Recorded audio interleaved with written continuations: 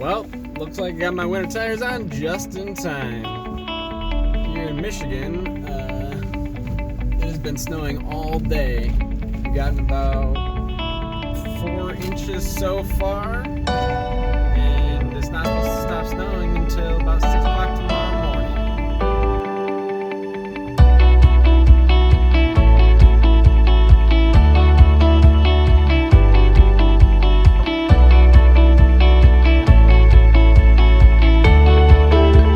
What's up, everybody? Janky Whips coming at ya. Welcome to my life, welcome to my day, and welcome to this video. Let's get it. As you saw in the first video, I'm a proud owner of a 2016 Fiesta ST and a 2001 Porsche 911 Turbo. As you're watching that, you're probably thinking, wow, this kid isn't that old. How does he own a Porsche 911 Turbo?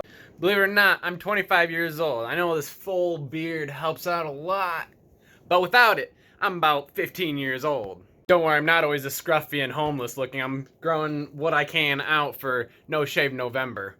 But what I came here to talk to you about today is how I'm able to afford a supercar at such a young age. 25 is not that old. How am I able to do it?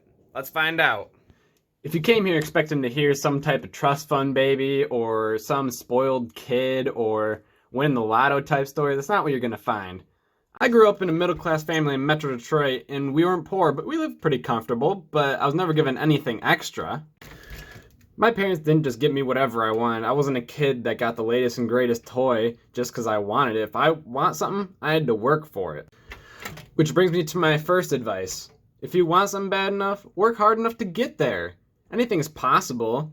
But going back to doing work as a kid around the house, we got $5 a week in allowance. And that doesn't seem like much, but if you save that up in a year, that's over $250. And as a grade school kid, that could get you quite a bit. Which brings me to my second word of advice, which is a big factor of how I got my car, is saving up. A very important part to being able to afford a supercar is how you manage your money. And the way that I have done this is saving up and only spending money on things that I really want or need. I was never one to really want much in life. I didn't really want super fancy clothes or go out for super fancy dinners. In fact, when I started my job as an engineer, I went to Salvation Army and bought a bunch of dress clothes. So I think being thrifty with your money really helps.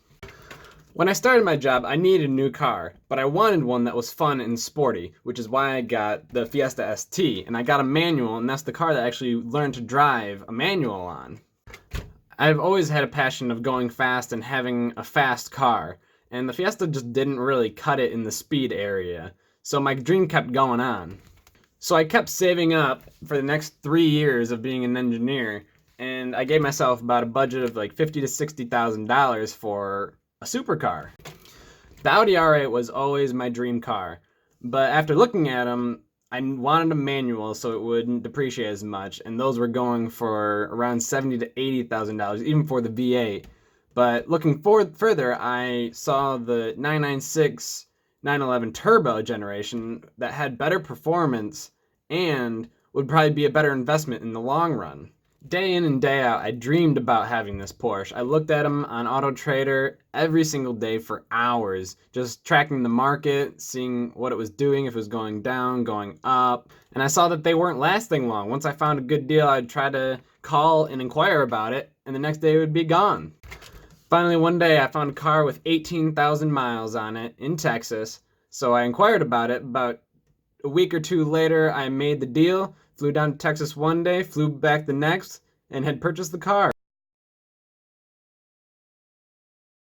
About a week later, it showed up at my doorstep, and it was a dream come true. But even with the purchase of this car, I was conscious of my money.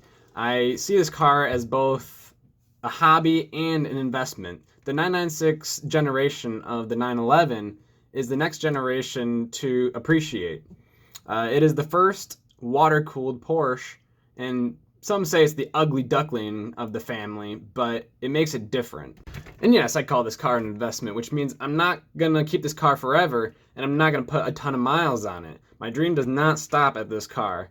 My next car that I want is a 991 GT3, if not a GT3 RS. I even have a picture posted on my wall.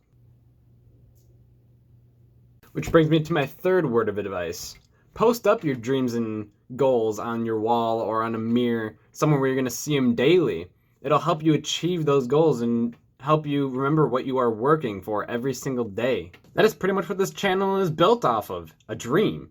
I've been watching YouTube videos for the past 5 years of my life, and all I ever wanted was that life. But I never knew how to start. I never knew how to film videos or edit videos or post them on YouTube. But here I am doing it.